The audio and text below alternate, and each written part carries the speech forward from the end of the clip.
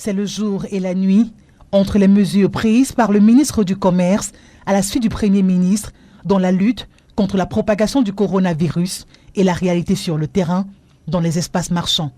Dans la capitale économique, c'est le même décor qui vous accueille dans ces marchés. Insalubrité ambiante, des marchandises de toutes sortes exposées à même le sol.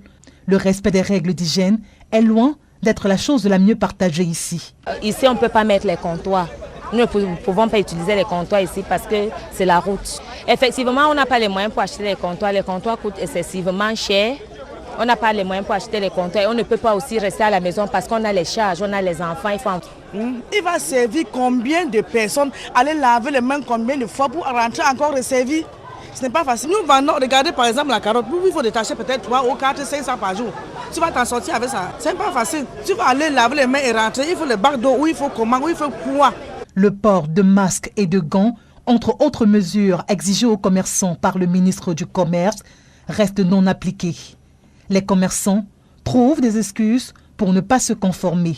Je ne porte pas le casque, les gants, parce que je sais que ça n'existe pas. Ça fait le corona là, ça n'existe pas. Nous d'abord, la chaleur d'abord, même d'abord, ne nous laisse même pas. Et là, nous, on a mis dans la tête qu'avec la chaleur, ils ne peuvent pas survivre. Donc avec tous les esprits là dans la tête, donc, nous on se combat plus. Nous on a plus peur du virus, même l'Ebola, nous on a choqué ça n'a rien fait. Ce n'est pas les choses qui programment là pour nous. Pire encore, depuis l'annonce de ces batteries de mesures par le gouvernement camerounais pour lutter contre cette pandémie, les prix des denrées alimentaires ont grimpé et la demande reste très élevée.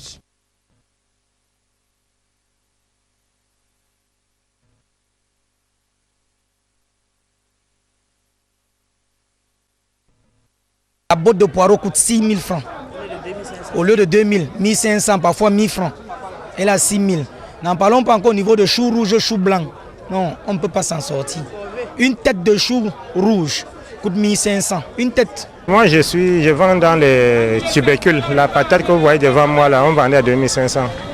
Maintenant, on vend déjà à 3 000, 3 200. Et les avocats que vous voyez là, on vendait au cajou à 4 000.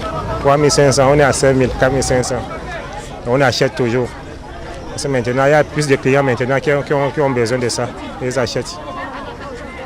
Ainsi, la tomate, on vendait moins cher. Avant, si on vendait la tomate à 2 500, 3 000, mais la journée d'hier, on a vendu jusqu'à 6 000. 6 000 le cajou. On a tout acheté. Le ministre du Commerce invite les Camerounais à dénoncer toute forme de pratique illicite ou de spéculation dont ils seraient témoins au travers du numéro d'utilité publique, le 1502. Dans sa communication, il rassure les consommateurs quant à la disponibilité des produits de grande consommation.